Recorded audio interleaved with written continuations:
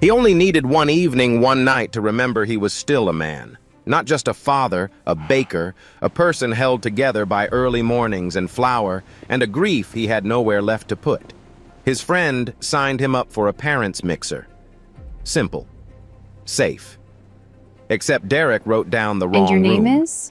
Now Elijah, a tall black man in a 7. worn flannel with calloused hands and the quiet gravity of someone who had been carrying something heavy for a long time, was standing in a line of tailored suits and expensive watches, holding a card that said, Table 7, I must say your attire is directly quite across distinctive from for an Vivian occasion like Ashford, this.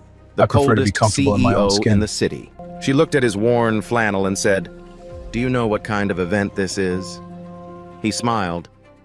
I do, but I already paid for my spot. He came to the wrong room and found exactly the right person. This is a story you will not put down. He had been awake since 5 o'clock that morning. That was not unusual. Elijah had been waking before sunrise for 4 years, ever since the morning he realized that if he did not get up first, nobody would.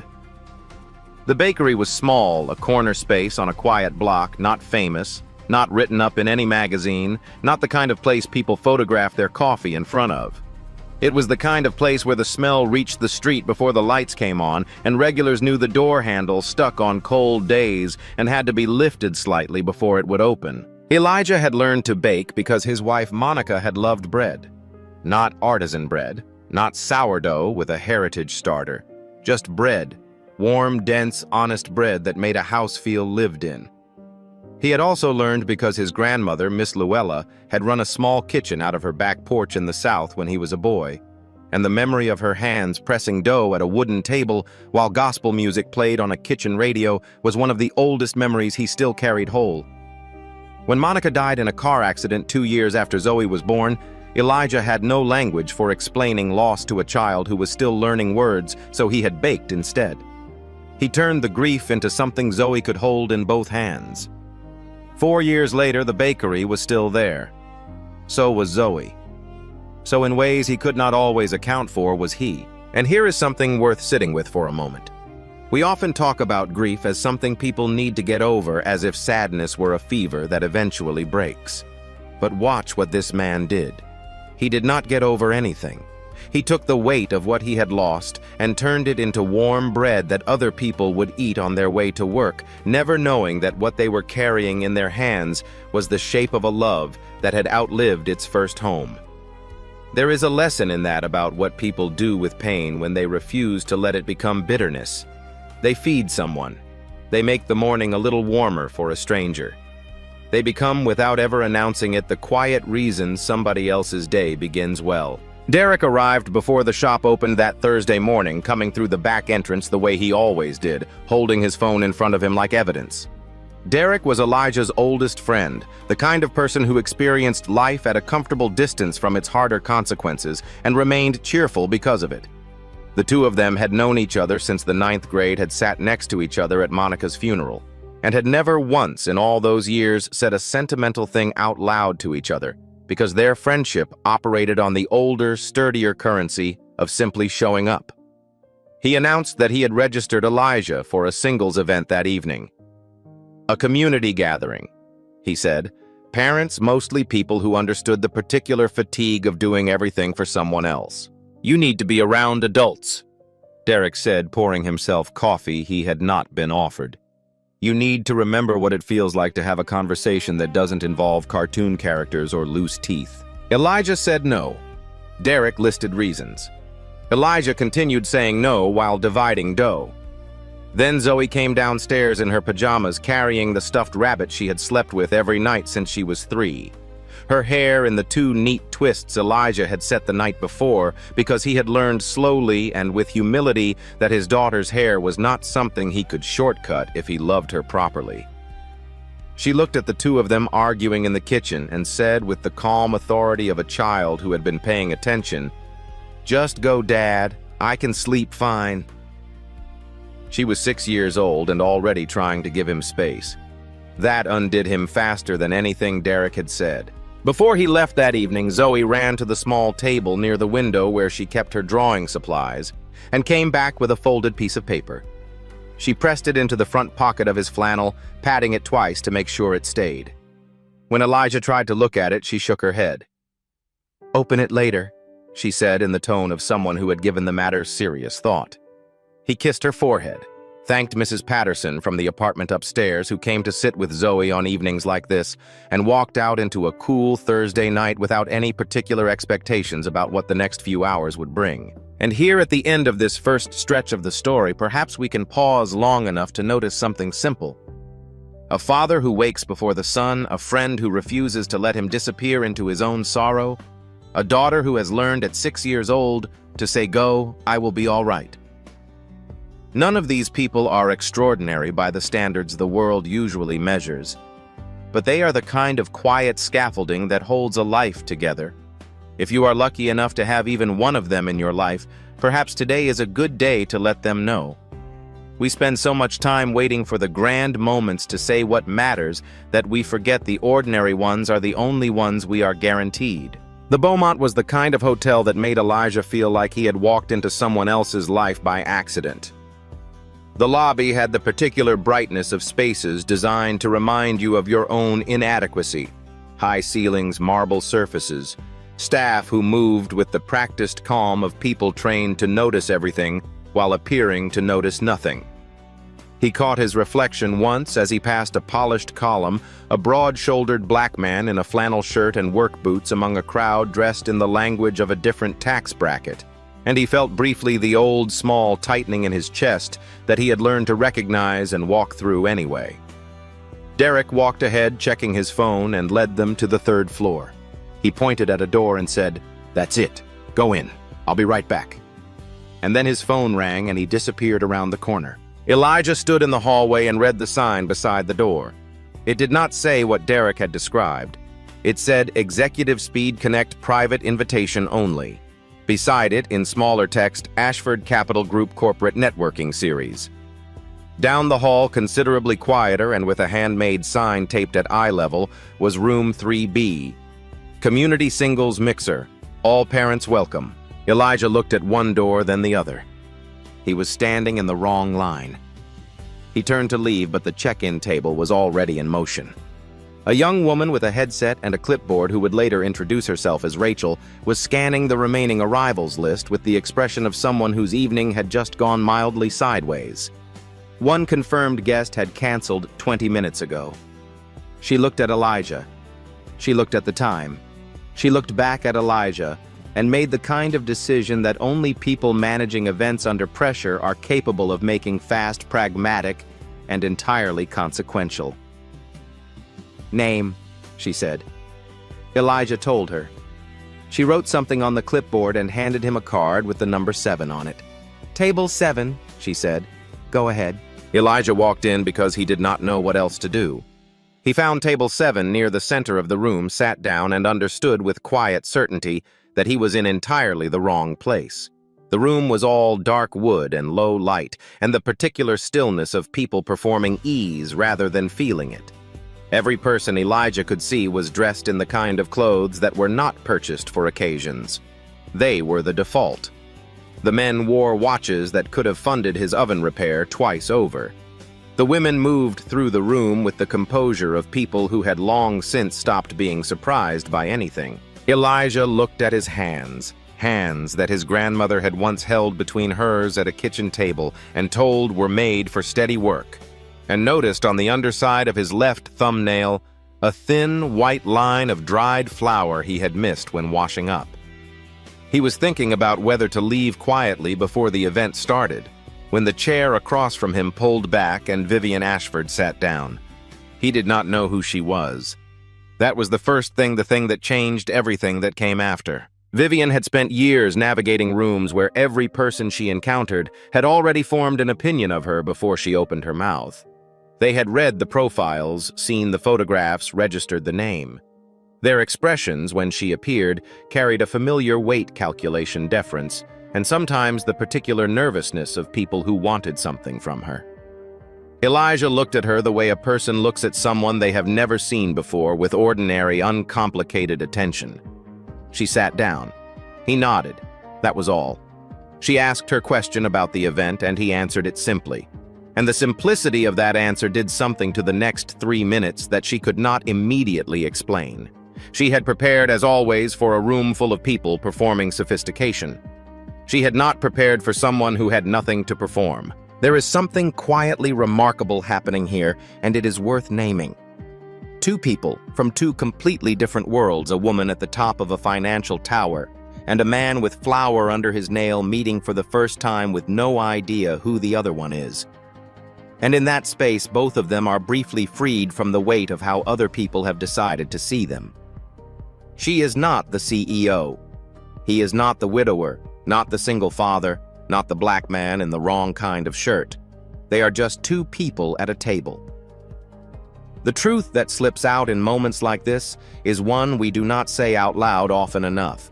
Most of the labels we carry through life were placed on us by someone else, and most of them, if we are honest, we would not have chosen. It is a rare and slightly miraculous thing to meet someone who sees us before they have been told who we are. The format gave each pair 8 minutes before the bell rang and partners rotated. Vivian had intended to use her 8 minutes efficiently to ask the kind of questions that communicated clearly and without rudeness that this was a professional exercise and not an opportunity. What did he run? What was the annual revenue? What were his expansion plans? She asked. He answered. A small bakery on a quiet street, revenue enough to cover what it needed to cover expansion plans involving a broken oven he had been meaning to fix since the previous month. She had no prepared response for any of it, not because the answers were impressive, they were not by any metric she had spent her career applying, but because there was no gap between what he said and what he meant. And she had forgotten what that sounded like. She sat with the strangeness of it. He sat comfortable in the silence, looking at the room with the patient curiosity of someone who had spent years starting conversations across a bakery counter with whoever happened to come through the door. The bell rang. People at the surrounding tables stood and shifted. Elijah moved to stand. Vivian placed one hand briefly on the edge of the table, not reaching for him, not stopping him exactly, and said in a voice that was more statement than invitation, "You can stay." He stayed. He did not ask why. A few minutes later, in the space that opened up when neither of them had a script to follow, he mentioned Zoe. He mentioned the event that a friend had signed him up because, as he put it, without drama, I apparently needed reminding that I still exist outside of the bakery. She asked how long he had been raising her alone. 4 years, he said. His wife had died. Zoe was 2. There was no family nearby except his mother down in Georgia who called every Sunday after church whether he picked up or not, and Derek and the early mornings and the flour and the rhythm of making something people needed. He did not say any of it looking for a reaction. He said it the way people describe geography matter-of-factly because it was simply the landscape of his life. Vivian did not say she was sorry. Everyone said they were sorry. It had become a kind of verbal punctuation, something placed at the end of a statement to signal that the speaker had acknowledged the weight of it and was now ready to move forward. She did not do that. Instead, she asked, "What are you most afraid of?" He looked at her for a moment, as if checking whether the question was serious. It was. He thought about it for long enough that she could tell he was not assembling an answer that would land well. He was actually looking for the true one. Then he said, that one day Zoe will realize her father wasn't enough. Not enough money, not enough house, not enough resume, just enough. The particular fear of a person who gives everything they have and still cannot be sure it adds up to what someone deserves. If I may say one honest thing here, that fear is one of the most sacred and least spoken fears a parent carries, especially a parent raising a child alone, especially a black father raising a daughter in a world that will measure her and him by standards neither of them wrote. The fear is not that he is not trying. He is trying every single hour. The fear is that trying might not be the same thing as being enough. And yet, listen closely. The very fact that a man asks himself that question at 5 o'clock in the morning while shaping dough for a child who is still asleep upstairs, that is the answer. The parents who are not enough rarely worry about it. The ones who lie awake asking the question are almost always the ones whose children will grow up and say, without needing to be prompted, that they were loved well. The room was loud around them. She barely heard it. She had not expected to speak honestly that evening. She rarely spoke honestly in rooms where people could see her face while she did it, but something about the cadence of the conversation, the fact that it had started without pretense and stayed that way, shifted something in the usual architecture of her defenses.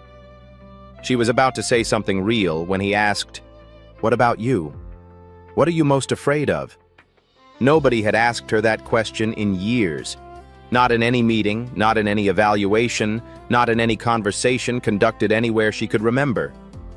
People asked Vivian Ashford what she was planning, what she was building, what she was protecting. Nobody asked what she was afraid of. She looked at him. He was looking back, not with the eager expectancy of someone hunting for leverage, but with the plain curiosity of a person who wanted to know. She did not answer, but she did not look away. She knew in the part of herself that was always tracking the room, even when she seemed not to be, that Catherine was watching. Catherine had been a member of the board for 9 years, the kind of person who cultivated patience the way other people cultivated ambition, waiting for exactly the right moment to apply exactly the right pressure. The board had asked Vivian to attend this event for one reason. The restructuring vote was 5 weeks away, and Catherine had spent the better part of 6 months building a narrative around Vivian's emotional unavailability, not incompetence. Vivian's performance record made incompetence impossible to argue. But the softer case that a woman who had spent 12 years becoming indistinguishable from her work title was not the right figure to lead a company through a period that required, as Catherine framed it with characteristic delicacy, a more human touch. The event was supposed to counter that. A public appearance. A few photographs of Vivian Ashford in a room with other people not appearing to actively wish they would leave. Instead, she was sitting at table 7 with a baker in a flannel shirt talking past the 8-minute bell. Rachel appeared at her elbow and said quietly that people were noticing the extended stay at one table. Vivian did not move. A moment later, Catherine crossed the room with the unhurried confidence of someone who had already decided what she was going to say. She introduced herself to Elijah with warmth that was technically indistinguishable from the real thing. Asked his name, asked what company he represented, made a small sound of interest when he said he had wandered into the wrong event. Then she said to no one in particular that Vivian rarely stayed at any table as long as this. It sounded like a compliment. It was not. She moved away. Vivian watched her go and then, with the precise economy of someone who does not explain herself, told Elijah briefly what the event actually was, what its purpose had been, and why she was there. He listened. Then he said without cruelty, "So you came to the wrong place too, just in a different way." She did not smile, but the muscles of her jaw, which had been set in their professional position since she walked into the building, loosened very slightly at one corner. Rachel returned with news that a photographer from a financial trade publication was in the room. The image of Vivian Ashford spending an extended private conversation with an unknown man at a corporate networking event was the kind of thing that could be shaped into several different stories depending on who was writing. Vivian stood. She was already calculating the exit, already reassembling the composure that the evening had briefly disturbed, when she stopped and asked. And even she could not have explained why. "What do you bake best?"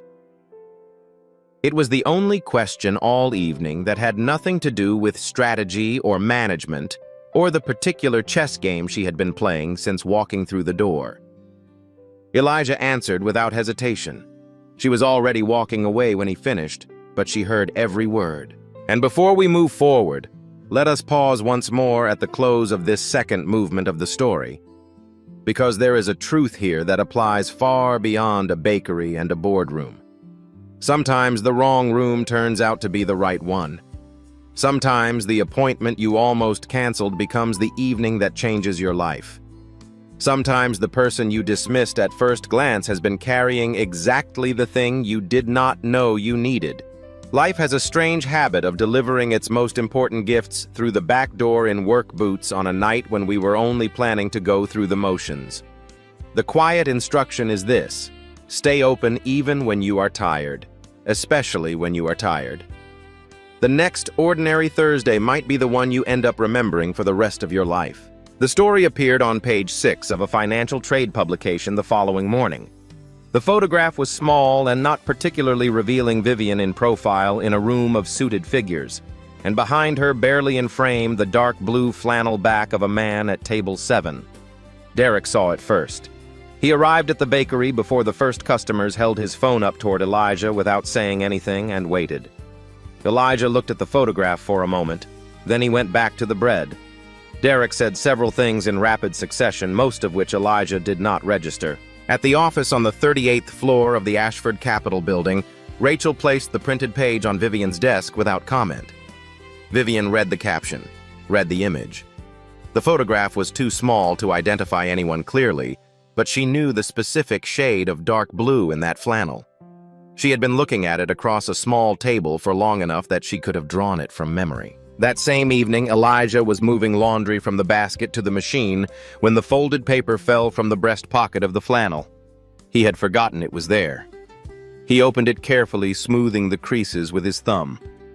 Zoe had drawn 3 figures standing in front of a building that was meant he understood to be the bakery, a square with a rectangle for a door and 2 circles in the window that were either decorations or eyes, depending on how generously you read the draftsmanship. The first figure was tall, with a round head colored in carefully with brown crayon and short curly hair drawn in tight small loops, unmistakably himself as his daughter saw him.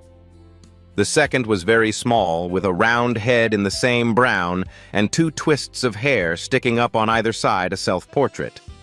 The third figure stood to the left of the first tall, with long hair that curved out at the ends, wearing what Zoe had carefully rendered as a triangular dress and 2 small rectangles at the feet that were clearly meant to be heeled shoes. Elijah held the drawing for a long time. Then he set it on the shelf above the machine, leaned against the wall, and realized he was smiling without having decided to. Catherine, by that point, had made 2 phone calls. The first was to Vivian, a brief, pleasant exchange in which she mentioned the photograph and expressed in the tone of someone performing concern that she hoped it would not become a distraction ahead of the restructuring review. The second call was to a journalist she had worked with before, which she placed from a personal number. That night, Vivian asked Rachel to find the address of the bakery. Rachel asked why. Vivian gave her the answer she had prepared. She wanted to try the baked goods. Rachel wrote down the address and said nothing. Because knowing when not to ask follow-up questions was part of why she had kept this job for 6 years. She arrived on Wednesday morning at 7:23. No driver, no Rachel, no calendar alert that would record this visit as a scheduled commitment. She wore the gray cashmere she wore when she had early meetings, which was close enough to normal that it did not feel like she had dressed for something she was unwilling to name. The bakery's door stuck slightly on the left side, and she had to lift the handle before it opened. Inside, the light was warm, and the smell was the specific combination of butter and heat that settles into the walls of places where this is done every single day, and not just on occasion. On the wall behind the counter, a framed photograph caught her eye for a half second, an older black woman standing in front of a small house, her hands dusted with flour, smiling at whoever held the camera. Elijah's grandmother, though Vivian had no way of knowing yet. Elijah was behind the counter. He looked up and registered her presence with the equanimity of someone who had spent years greeting people who came through that door in all conditions and moods and states of mind. He did not look surprised. He looked, if anything, like he had been expecting something, though he could not have said what. "Croissant or garlic bread," he said. It was the most ordinary sentence she had heard all week. Zoe appeared before Vivian could answer. She came from the corner table near the window, where she had been eating breakfast wearing her school uniform, with the top button undone, her 2 neat twists held at the ends, with small purple beads that made a soft clicking sound when she walked. And she stopped in front of Vivian and looked up at her with the frank, thorough appraisal that only young children and very honest adults are capable of. Then she said, "Are you the person from my drawing?"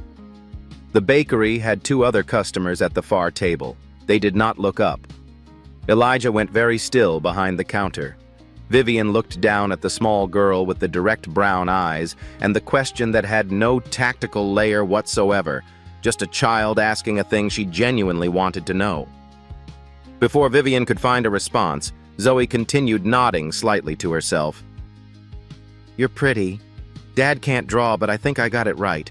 She turned and went back to her breakfast, as if this settled the matter. Elijah invited Vivian to sit while he finished the morning prep. They talked not the way they had talked at the Beaumont, with the structure and the 8-minute clock and the professional performance all around them, but the way two people talk when neither of them has anywhere they are immediately required to be. He told her why he had started the bakery. He did not romanticize it. He told her about Monica, about the accident, about the 2-year-old who did not yet understand permanence, but understood absence the way very small children do as a presence that should be there and is not. He told her that he had started baking because it was something he could give Zoe that had his wife's warmth in it, that each morning he came downstairs before the light and made something that people carried with them through their day, not because he was chasing a dream, but because grief, when it cannot go anywhere, has to be turned into something that can be held. He mentioned almost in passing the photograph on the wall, his grandmother, Miss Luella, who had taught him that bread was the thing you made when you had nothing else to give. He said this without performance, the same way he had said everything else since she had first sat across from him. Vivian listened. She did not interrupt, and when his explanation came to its quiet close, she was holding her coffee cup, and she had, without noticing it happen, finished the entire thing. She had not done that in longer than she could specifically recall. Zoe appeared again before Vivian stood to leave. She pressed another drawing into Vivian's hand, hastier than the one she had given her father. The lines looser, the figures slightly tilted but recognizable. 3 people again, the same configuration as the drawing in Elijah's flannel pocket, which was on the shelf above the washing machine, which Vivian did not know. She took the drawing and looked at it. One moment, brief and unguarded, the kind of moment that happens to people before they have time to prevent it. The lines of her face shifted in a way that had nothing to do with negotiation or presentation. He saw it. She folded the drawing with care and put it in her bag and walked out without explaining why she wanted it. He did not ask, not. The article appeared the next morning at 6 o'clock. Somebody had worked quickly. The headline had been sharpened overnight. Ashford Capital CEO socializes outside her league. Strategic move or personal distraction. The photograph was still the same blurry image from the event, but the bakery was named. The neighborhood was mentioned. A brief paragraph described the owner as an independent small business operator with no corporate affiliations. Within 2 hours, 3 people Elijah knew had sent him messages. 2 were curious. One was the kind of curious that wanted to see what he would do. He could feel the shift in the room when he opened the bakery that morning, the way 2 strangers with coffees and no apparent interest in each other's conversation kept angling their chairs slightly in his direction. He served them. He made the morning bread. He did not check his phone. But by the time he picked Zoe up from school that afternoon, the situation had found its way there too. A parent in the pickup line, someone he exchanged seasonal pleasantries with for 3 years, asked Zoe in a sweet voice that was not actually directed at Zoe whether her dad had been meeting interesting people lately. Zoe looked confused, then worried, and then she held Elijah's hand tighter on the walk home. She asked him in the car, "Is something wrong with you, Dad?" Not wrong with the situation, with him. He sat with that for a long moment. Then he made a decision that was not about strategy, and was not about anything except the fact that his daughter had been caught in the edge of something that was not her concern, and that deserved a response from him that was direct and clear and done face to face. He did not call. He drove to the Ashford Capitol building the next morning. Zoe at school, Rachel's number on his phone, but not dialed, and told the lobby attendant that he was here to see Vivian Ashford and would wait as long as necessary. The attendant, who had seen 1,000 people try to talk their way past that desk, looked at the dark blue flannel and the absence of an appointment, and the steady, unhurried patience of the man in front of him, something that could not be performed, only earned and called upstairs. Vivian was in the boardroom. Not a routine meeting, a session that Catherine had maneuvered onto the calendar under the agenda heading Q4, Image and Stakeholder Alignment Review, which was the kind of title that meant exactly whatever the person who wrote it wanted it to mean at any given moment. 7 people were at the table, including Catherine, who was in the chair nearest the window and wearing the particular expression she wore when she believed she had already won. When Rachel came to the door and said there was a visitor downstairs asking for Miss Ashford by first name, Catherine raised her eyebrows in a precise arc of interested concern. She said pleasantly, "Please send him up."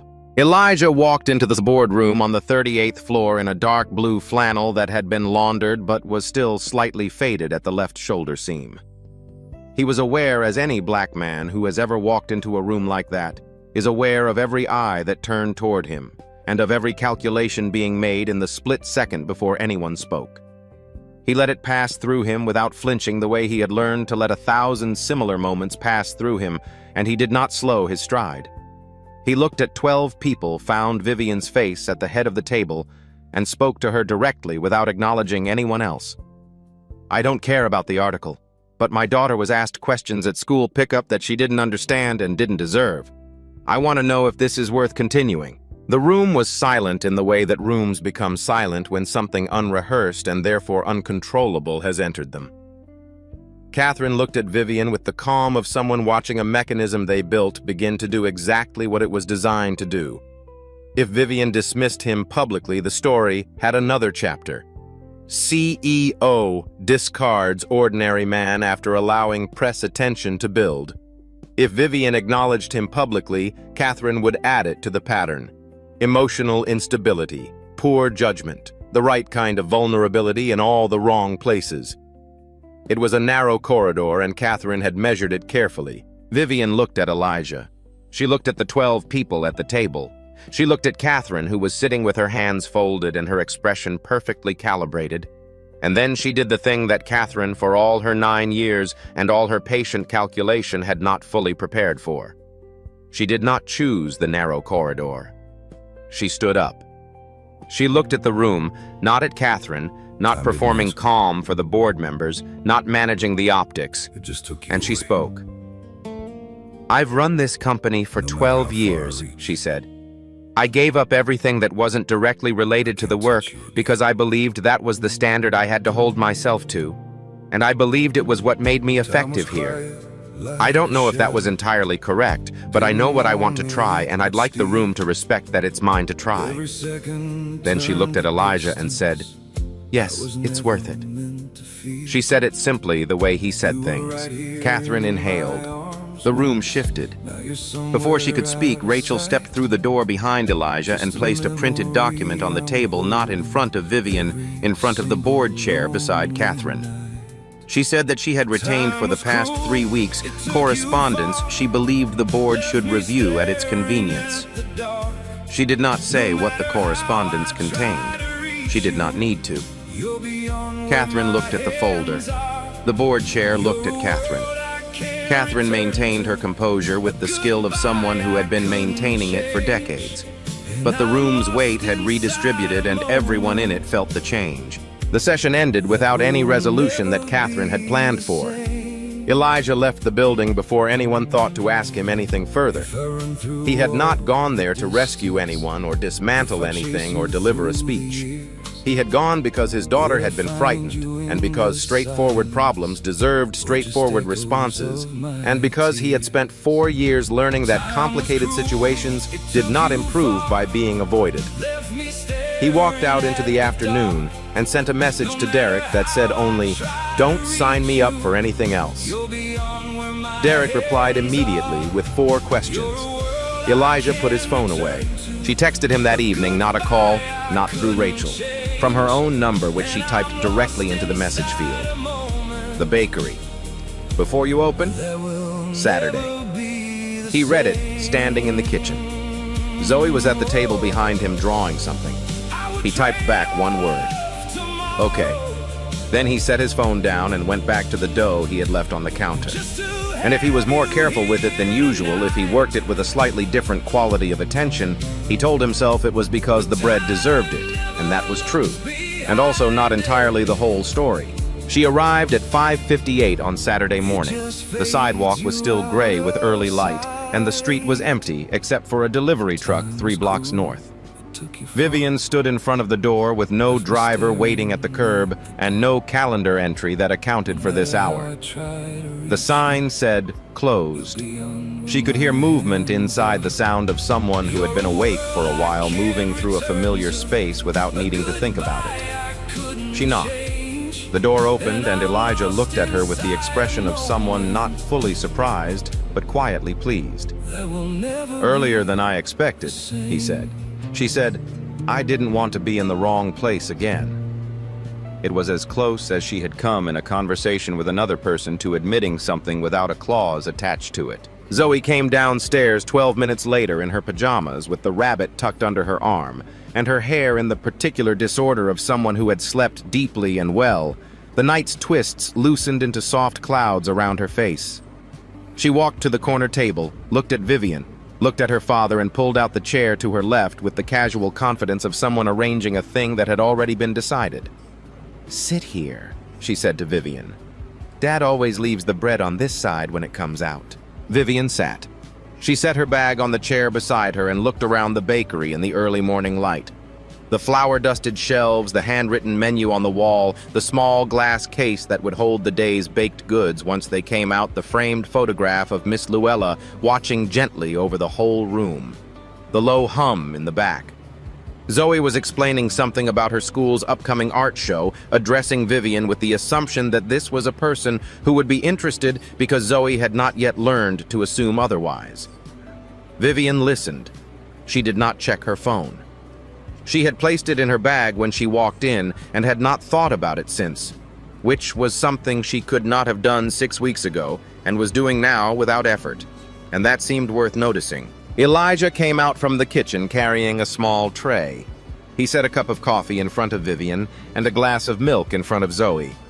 Then he reached into his apron pocket and placed something on the table in front of Vivian, a small bread roll wrapped in the bakery's plain white paper with one word written on the outside in blue pen in his handwriting. Vivian. Just her name. Not her title. Not her initial. Not the thing the city knew her as. Just the name she had been given before any of the rest of it. The name that had nothing to do with what she had built or what she was responsible for or what 12 people in a boardroom thought she should be. She looked at it for a moment. Zoe beside her leaned over to check the writing and nodded with satisfaction. He spelled it right. He practiced. The first customers arrived at 6:05. Elijah moved back behind the counter. Zoe took her rabbit and her milk to the window seat. Vivian sat at the corner table with the wrapped bread in front of her, and the second drawing Zoe had given her still in her bag, still folded carefully along the original creases, and a coffee that she was going to finish before she left. She could see Elijah through the counter window moving through the kitchen with the ease of someone in the one room where they have never had to perform for anyone. She could see Zoe in the window seat pressing her nose briefly to the glass to watch a dog on the sidewalk outside, then pulling back and returning to whatever small world occupied her. The bakery filled slowly with the sound of the morning. The door opening, the familiar greetings, the smell of the bread coming through from the back in steady, warm waves. And Vivian Ashford, who had spent 12 years becoming the most unreadable person in every room she entered, sat in a corner of a small bakery on a quiet street and felt without performing it for anyone entirely present. She stood eventually. The table was clearing as the first rush began, and she had a conference call in 2 hours. And there were things in her week that still required her to be the person she had spent 12 years becoming. She picked up her bag. Zoe looked up from the window seat and asked without any particular anxiety, the way children ask things they already know the answer to, "Are you coming back next week?" Vivian looked at her. Then she looked toward the kitchen window where Elijah was watching with the patient expression of a man who had learned not to push anything that was still finding its shape. She did not answer Zoe's question directly. She picked up the wrapped bread from the table, held it carefully, and walked to the door. She paused with her hand on the handle, the one that required a slight lift, before it would open, and she looked down at her own name written in blue ink on the white paper. Just Vivian. Not a title, not a strategy, not a position to defend or a narrative to manage. A name that a man who woke up before sunrise every morning and turned grief into something people could carry with them had written down because he wanted her to know which one was hers. She opened the door. The morning air came in. She stepped out onto the sidewalk and walked into the city. And she did not look like someone arriving at an obligation. She looked like someone who intended to come back. And so, at the end of this story, one last quiet thought before we let these two people go. Every person you pass on the sidewalk this week is carrying something you cannot see. The woman who looks unreadable may be lonelier than anyone in her life suspects. The man in the worn flannel may be holding together more than his own shoulders can comfortably bear. The child who seems shy may be more perceptive than the adults around her. We are all of us in one way or another showing up at the wrong door, sometimes sitting down at the wrong table, wondering if we are enough. The small mercy available to any of us on any given day is to treat the next person we meet the way Elijah treated a stranger who sat across from him at table 7. Without calculation, without performance, without deciding in advance who they are allowed to become. Because sometimes the wrong room is exactly where your life is waiting to begin again. And sometimes the quietest kindness you extend to a stranger is the one that ends up changing both of your lives. Be the kind of person who bakes the bread.